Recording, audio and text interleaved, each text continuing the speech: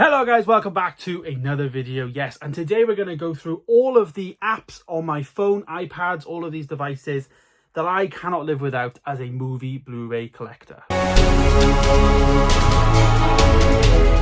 Yes, we have 3 apps that I'm going to go through today that hopefully you guys will find interesting, useful, and potentially will want to use yourself. I have found a lot of these over, Facebook groups and all of that, and also, for myself and just like looking and actually, looking on the app stores and whatnot. The first one and the most obvious one probably is Bluray.com. It's a website, but also there is an app for it if you didn't know about it. It definitely helps me as a collector. As you can see here, you've got all of your different things, different menus that you get on Bluray.com.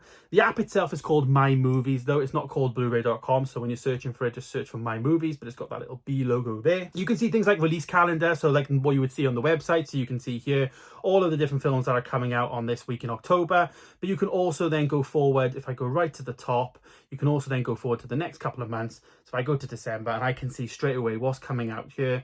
If I want to then click into something, I can click there, and it takes me to show me this 4K steelbook here of Catch Me If You Can. Very, very interesting and very, very good. You can scroll down. You've got links there. Of course, you can click that, go straight to Amazon. You can buy it. You can also visit the website for more information. It doesn't give you things like the tech specs, like the Dolby Vision, Dolby Atmos, all of that kind of stuff on the app, which I kind of wish it did. To do that, you have to just press that button there, and it takes you to Bluray.com directly to the movies page, which is quite useful. One of the other things that I really like as well, if I go back to the main menu here, as you can see, is also things like your collection. So you can actually view your collection and actually log what you have here. I don't use this that well, to be honest. I need to use this better, but it's so easy to do. All you've got to do, for instance, is if I just come here now and I just grab one of these titles here, what are these? These are DVDs. Yeah, DVDs work though, that's fine.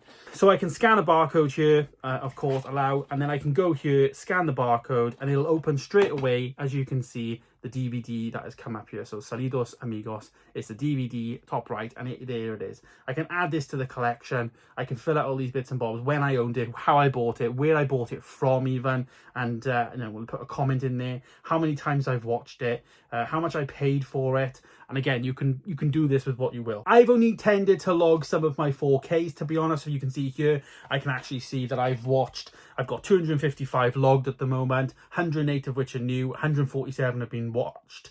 And so I can see like I haven't watched 169. I can click into watch. These are all the ones that I've watched. I can also go back, just go to all. I can sort this then by ascending, and then by the name, or by the title rather, and then you can see it all in order, and then there is all my 4Ks. So if I'm out and about in CEX or whatever, and I'm like, oh, Ghostbusters 4K here, Ghostbusters 2, I can go here, see straight away, yeah, I've logged it. I have it on the shelf back home. So it's super useful if you're somebody that wants to log your collection. This is probably one of the best apps that you can use, because, as I say, that scanning barcode feature just scans the Bluray.com database, which is obviously very, very full of all the titles that we love. The next app that we have here is JustWatch. Now, JustWatch is actually a really useful app nowadays, because especially for the non-physical media collectors of us, how many times have we been sat there with people at work or friends or whatever, and people say, oh, I want to watch this movie, but what's it on? I'm not sure what it's on. So you can actually use this to actually search for things and find what streaming service they're on. So if I type, for instance, let's do Mrs. Doubtfire. Let's just do Mrs. Doubtfire. So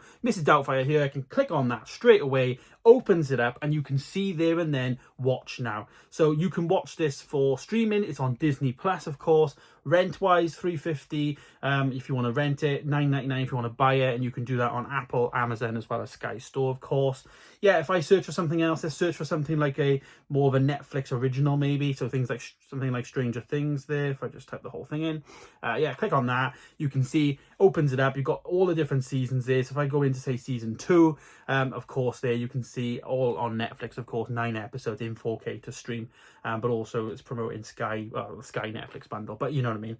It's a really useful app, and it allows you to literally search for anything that you want to be able to, search up. So things like EastEnders, for instance, of course, something that's on the BBC. If I go into here, you can buy some seasons on thing, but of course stream BBC iPlayer, and also some stuff there on You as well. As I say, loads of different ways, and I want to show you different types of things that you could use this for. It's got literally everything on there. Very niche films on here as well. So if I search for something like Bridge on the River Kwai, Sky, as you can see here. This comes out there, and straight away Prime, Sky, Now Cinema alongside Prime Video, as I said there, and then if I want to buy it, I can. That is a really useful app. This is one of the best apps that I've ever got, and it's so useful. Just quickly type in a movie, where's it on? Prime, okay, Prime, search it up, and then I can watch it straight away.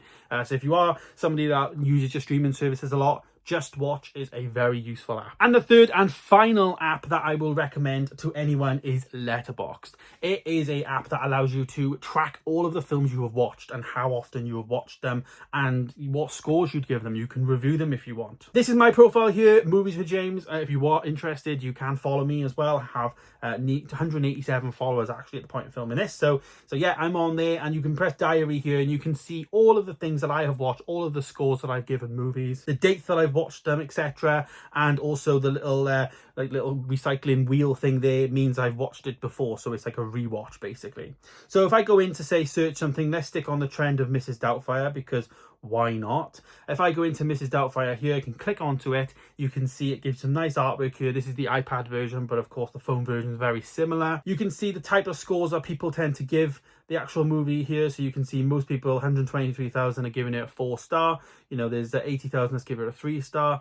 Yeah, you can do that. You can see I've logged this year as a 4-star previously, and if I show my activity, I can see that I've only watched this film once, but if I watched it multiple times, it would show there as the times and dates that I'd watched it. But if I want to review or log the film again, if I just go here, review or log film, and let's just say, for instance, now my score is slightly changed to a 3-star, I can tick down here and say it's either a first time watch or I've seen this film before. I can type some notes here like great film. Oh, great film. There we go. Press done. I can do that, and then I can press save then, and that then logs into my account. Go to profile, and you can see there Mrs. Doubtfire is there. It's now in my diary. I've also got the little line thing next to it, so I can actually, you know, see that there's actually the text there, of course. You can get likes, so people can actually like your posts and also comment, I believe, on this as well. So we can have conversations with people that follow you.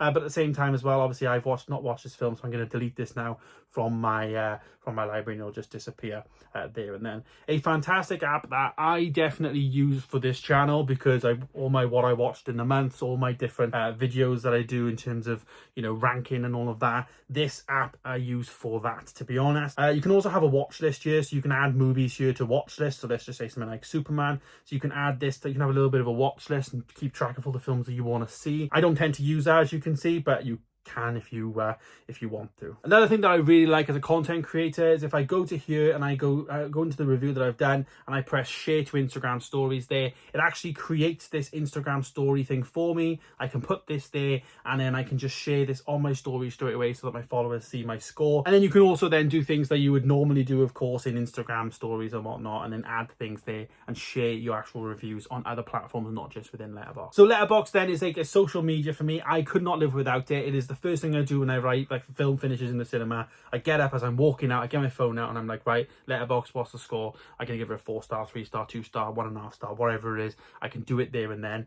And then you can do things like lists as well, which I do here, and you can see all the films that I watched this year, my ranking of them as well, in order, all the way down to the right to the bottom. You can have lists for whatever things you want. As you can see here, my lists, I have loads of different categories and stuff created.